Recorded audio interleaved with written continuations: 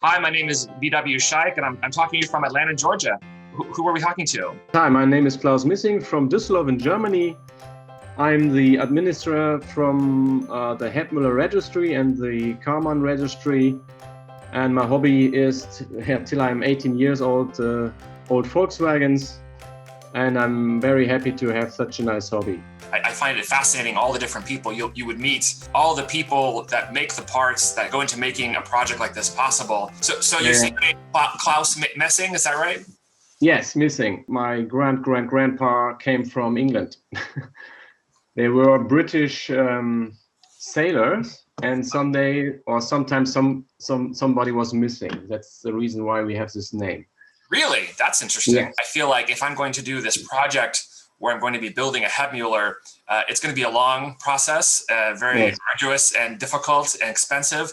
So I thought maybe I can speak to the people who, collect all these parts. So it's not just a car anymore. Now it's a story about the collective parts of everybody's efforts to make basically history come to life. Just to hear more about this car that is basically gone, but you guys are keeping it alive, and it's pretty exciting. We'll jump right into it. How old were you when you first got a Volkswagen? Yeah, when I was 17, I checked out which is the first car I will buy. Yeah, with 18, I was standing at Volkswagen Beetles, and I looked also to a Citroen. What is it? We say duck. You know the duck car. Looks like we say in German. Yeah, standing there was a duck and there was a Beetle, and I decided to buy the Beetle. It was a 67 half automatic car. Yeah, it was a nice in green, nice car. Yeah, and I drove it the first months, and then my mom found in a newspaper an ad around the corner from an old man who was selling his 1963 Beetle, first hand, never welded, driven only by son. Yeah, and then I looked at it and bought it also. So I had two Beetles with 18. Yeah. And then you come and see the history of Volkswagen, and then you also see suddenly a word like Hebmüller you never heard before. And you read that it's very rare and there are just a few built and so on. And then it was a dream for me. Yeah, Hebmüller is a dream for everybody. Yes. And what was the first Hebmüller you saw in real life? From my friend Jan-Peter Henkel's Hebmüller 254. We visited the car with our Beetle Club. Yeah, very early 90s when he restored it. Yeah, we visited Jan-Peter and looked at the car. That was the first time I saw a Hebmüller in real life. Yeah. You own one now. Do you have a Hebmüller original? I have two Hebmüllers. You have two Hebmüllers. Okay. Yeah. That's what you do, Claus. You buy everything in duplicate, right? First two Beetles, now two Hebmüllers. Okay, so the first Hebmüller, how did you acquire this? In 2011, at midnight, a friend from Mönchengladbach wrote me or sent me an ad by email from a famous German car sale website. And there was a guy from Switzerland who placed an ad at midnight, completely restored, condition 1, type 14 Hebmüller, matching numbers. Wow. I saw that ad. I was very nervous. I didn't know about my financial situation. Yeah, and the next morning at 7 a.m., she told me, said, Claus, we have the money, call him. Yeah, wow. She's terrific. Like child through my living room, yeah? Yeah, of course. I said, I cannot call him now. And she said, call him. Yeah, I called him, 7:45. Yeah, and he came to the phone, and I was the second caller. The car was still there. The first caller was a guy I know. Till today, I don't know who it was. He just asked for the number, the 14 badge, the body number. Yeah, and then I called him and I said, okay, thank you. Write my name on it. I buy it. I sit in my car now and I drive to you 7 hours to Bern, and then I'm at your house. It's my car. Make the contract. Yeah, and I drove 7 hours to Bern, to Switzerland. About 50 guys from the whole world called them. Yeah, this guy. Yeah, of course. And they offered him much more money. The story behind this car is that this guy, Kurt Ramsayer, was a Volkswagen enthusiast. He was a Volkswagen dealer. He was in the complete Volkswagen scene. He visited the first Bad Camberg meeting. And after that, he sold this car to a friend in Switzerland. This guy drove it 2,000 kilometers in the time between 1990 and 2011. So the car looks like fresh restored.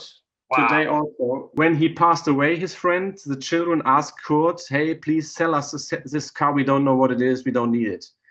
So, and that was the reason why Kurt was so strong when everybody's talking about higher prices. So it was not his car. He helped him or the children to sell it. Yeah. Wow, you are very lucky. That's extreme story. Unbelievable. The second Hebmüller is also a Swiss car. We bought it in 2014. The son from the owner contacted me about the website and said, hey, Claus Missing, you are a specialist. My father wants to sell the Hebmüller. I don't know what it's worth. Please help me, or I can send you pictures. And I was looking for a nice car for my wife. So this is our daily Hebmüller. It's Fritz Leutwühler, his father. He owned it in 1965 from first hand. In 1958, the first owner, or in 59, there was a new dashboard coming for a Beetle. He decided to have a modern car. So they just cutted the original dashboard out and put the new 58, 59 dashboard in. It had no accident ever. He just wanted it that it looks modern. Yeah, and Fritz Leutwühler, the second owner, bought it in 65, so it has the new dashboard. Yeah, and then he restored it a little bit and changed the colors. It was green, it was white. Yeah, and then in 1990, he restored it in its condition, how it is now. And when I came to him, I told his son, okay, thanks, I want to see it. I must see it. I come tomorrow. You must be very quick. So I drove with trailer to Switzerland with money in my pocket. Wow, amazing. When your two Hebmüllers you have now, what years were they produced? They were both the order from the distributor of Switzerland, AMAG, and they ordered in end of 1949 300 Type 14. 300. Okay. So, and you know the black and white picture where all the cars are standing in front of the Wülfrath factory hall. This is a part of the Swiss delivering, taken in February or March 50. So my blue one, the blue and cream one, the Hebmüller is from its number 523, and the other one is a little bit later, 684, one of the last ones. How many Volkswagens do you currently own now? You have two Hebmüllers? Yeah, now I have 7 or 8 cars. Wow. Yeah. You have a dealership. I have a very nice camping bus, Westphalia bus from 1966, unrestored with first paint, never welded. It's a SO44, yeah, with a door mobile roof. You can pop it up. My next project, what I'm maybe start in a few years, is a 53 Zwitter Rector. Car what we drive most is a white Hebmüller. It has Porsche brakes. It has 34 horsepower. It has the 60s semaphore, the blinkers, the lights, you know, on the fender, so you can drive it in our traffic. Yeah, when I drive the blue Hebmüller with the semaphore, they say, "Hey, what is this?" Nobody, and they give you a horn when you change the side. If there was this, the white Hebmüller is we drive very often. Yeah, we made holiday with it in Austria last year. We went to a meeting and really cool car. Yeah, and I think we leave it like it is because it's the history of the car. I can always change the dashboard. That's not the problem. Sure. I think I would need to also purchase the split dashboard insert from Dirk as well. He says he has a piece. The dashboard also? He does, yeah. Oh, really? Okay. Yeah, I have an original one from the 90s somewhere. When we were young, we cutted some cars. If you were to go back in time to that year and that month and purchase it from them, what do you think the purchase price would have been? The price in 1950? Yes. There were about 2,500 marks. Wow. That was a lot of money even back then, I think, for people. Yes. Yes, I yes. have that. Karmann was a little bit cheaper. Is it right to think that Hebmüller was always kind of a luxury, higher end car to purchase? It was available in every Volkswagen store, and it was a little bit expensive because the order of Volkswagen were not so high like the order from Volkswagen to Karmann. So Karmann was a larger factory. They could produce more cars and cheaper for a family or for everybody. Was of course is a Karmann much more comfortable than a Hebmüller. That's also a reason why many Karmann were built or sold.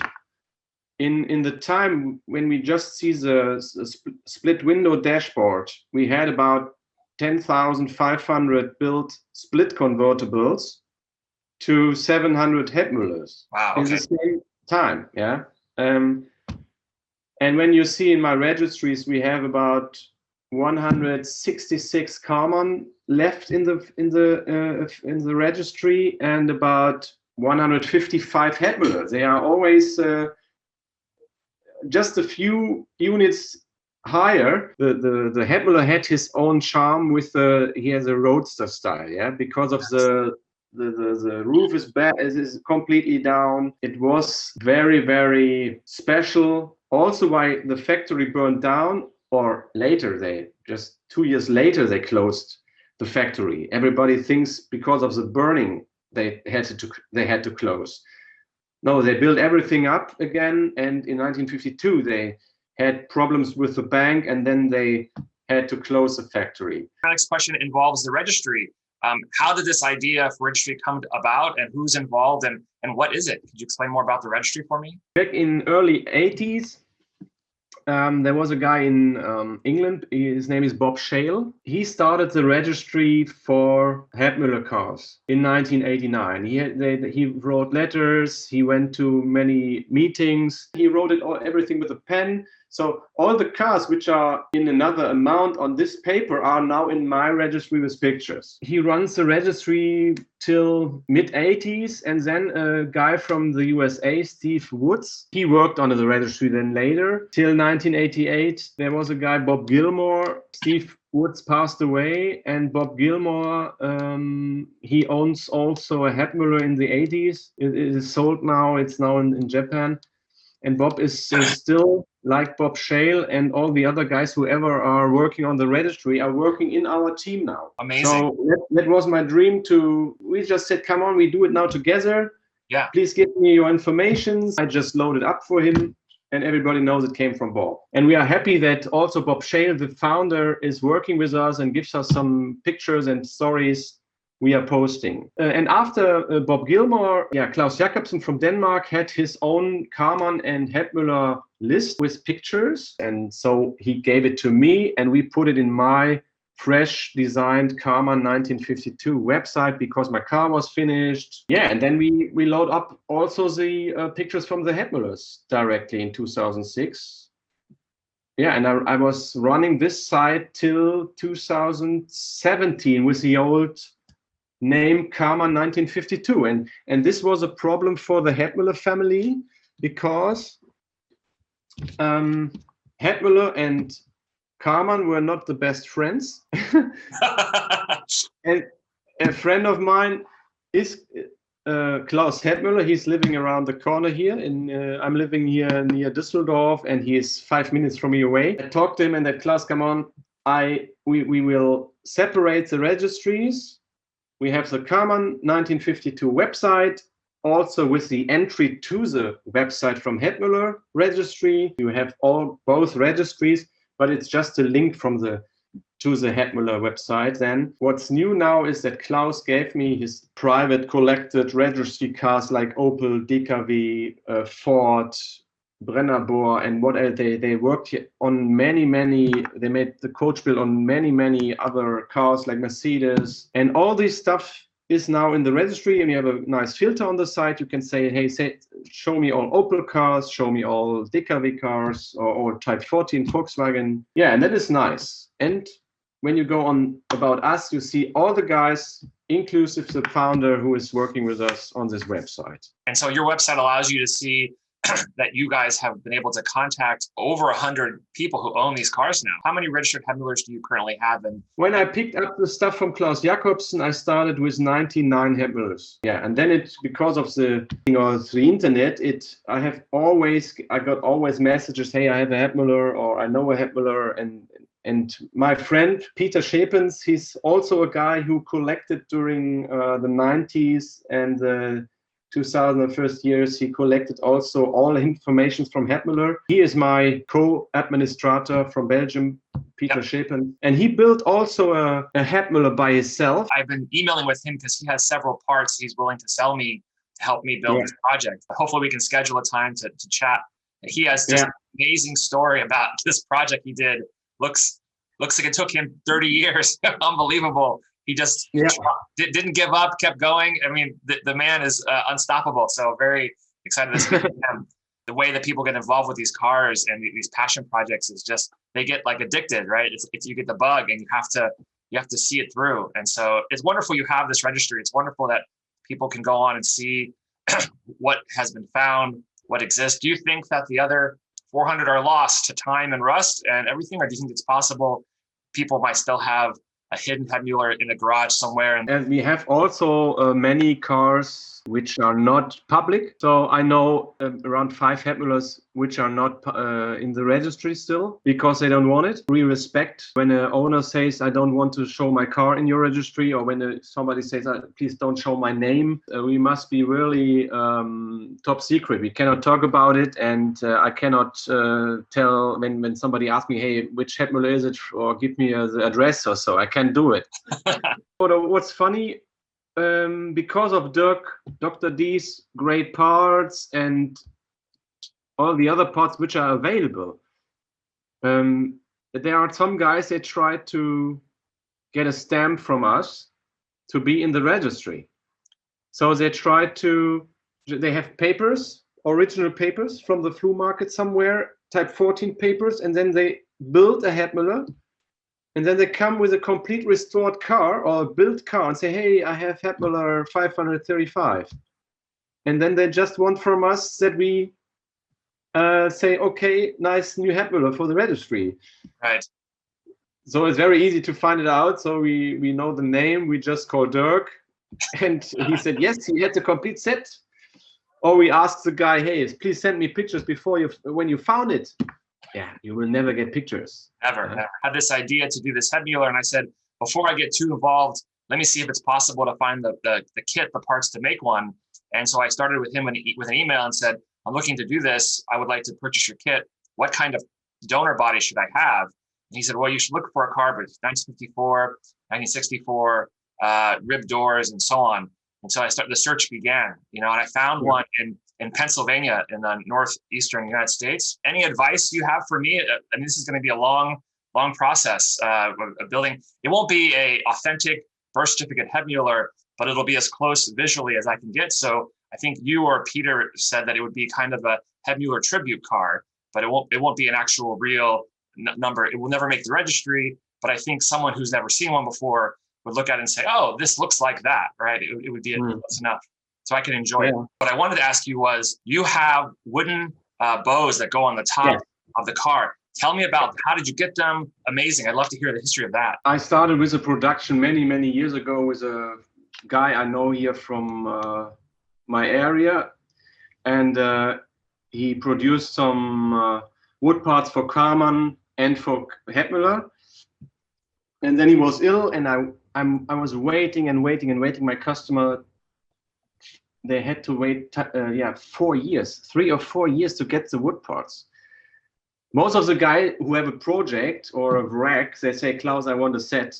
And that was not the big problem that they wait 4 years, because they had enough to do. I had another contact, and we gave him some parts, and he started the production in the same great quality. Yeah, I sent just a set to the USA, maybe Elliot Vansel from around Texas area. He bought a car, a Hebmüller from around the corner here.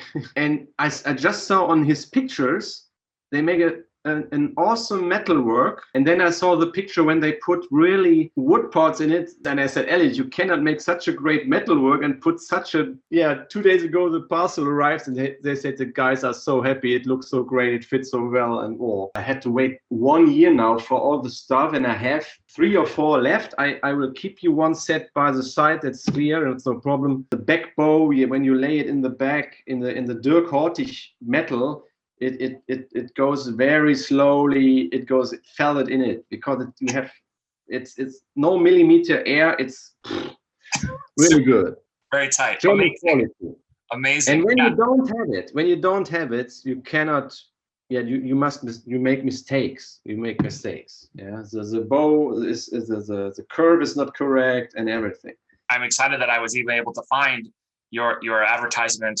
So this is great. And then also I've been talking to Dirk, Peter, you, and I feel like there was one other person I've been talking with that has some additional parts. His name is Pascal. Pascal Knockert, yeah, Pascal from Belgium. Yeah. So he also has a collection of like a glove box here and a latch there. And like, I think because I'm going to probably start physical construction on cutting the top off. So between now and July, I hope to purchase your pieces. Yeah, it's easy. This has been terrific. I'm trying to think if there's anything else I wanted to ask you. We talked about the parts, talked about the history, your personal experience with Hebmüller. I love your shirt, by the way. That's very fantastic. Yes, I have also nice caps. Oh, yeah? I have it. This is a stitched one. It's the same stitch like here. Oh, sorry, here. Yeah. Oh, yeah. That's terrific. And we made them for the Hebmüller meeting in 2019. I find the community so welcoming and wonderful. It's fantastic. Everybody's, like you said, come together and enjoy this car and this history and keep it going. You know, whether you can afford an original Hebmüller or you can find one, or you make your own with parts from somebody. It's just great. Today it's easy because you can buy everything what you need. One hard point was a windshield frame, because when you look at a Karmann, it's curved and then it goes flat a little bit and it goes down, and a Hebmüller just goes round. You see many replicas with completely flat screen. You see it directly in the first second. You say, oh, or you see it's a Karmann front car on a Hebmüller. But you've been a tremendous wealth of information. Thank you so much for no problem. Okay, Václav, if you have any questions, write me, or if you need help, I keep your set for you by side, because when I say please make me a new set, we wait always 1 or 2 years again.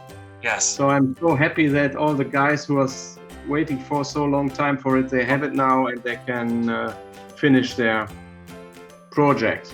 You know, when I have to ship it, I send you my email address. You can pay, no problem. Yeah. Okay. Fantastic. Okay. Thank you so much. Have a wonderful day. Rest of the week. Enjoy. Yeah. Take care. Be Bye. safe. Bye-bye.